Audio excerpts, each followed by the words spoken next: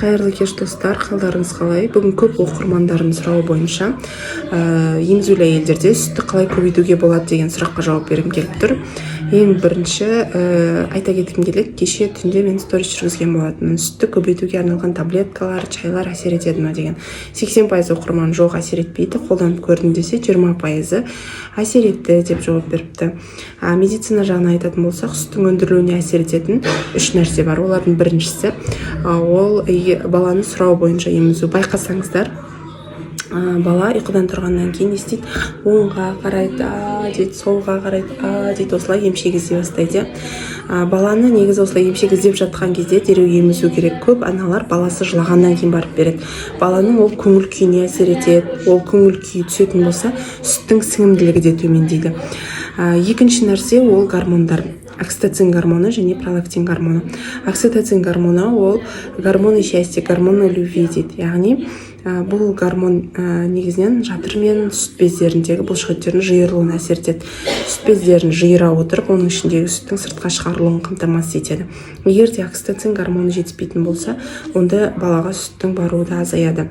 Қай уақытта ол төмендейді? Егер де әйел адамның көңіл күйі түсетін болса, стресс жағдайда жүрсе, депрессия болатын болса, окситоцин өндірілуі төмендеп, керісінше адреналин гормоны жоғарылайды. Сондықтан да көңіл күй жоғары болып жүру керек. Екінші гормон ол пролактин гормоны. Негізі лактацияға жауап беретін, яғни сүттің өндірілуіне жауап беруші гормон.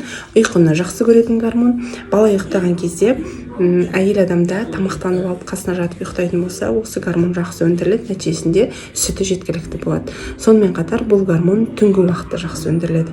3 пен 8-дің арасында баланы кем дегенде 1-2 рет емізу керек.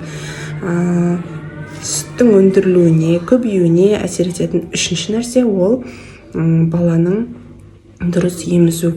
Бала көп жылай берсе, анасы ойлап қалуы мүмкін, менің сүтім жетпей жатыр, немесе құнарсыз деп смес беруге асығады.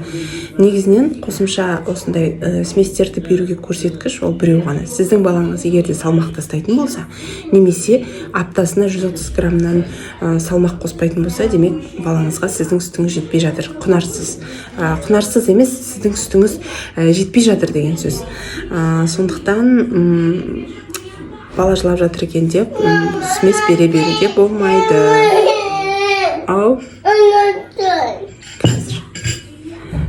Сондықтан да баланы дұрыс емізу керек. Әйел адам көңіл күйі өте жақсы болу керек. Үшіншіден емізуден қашпау керек.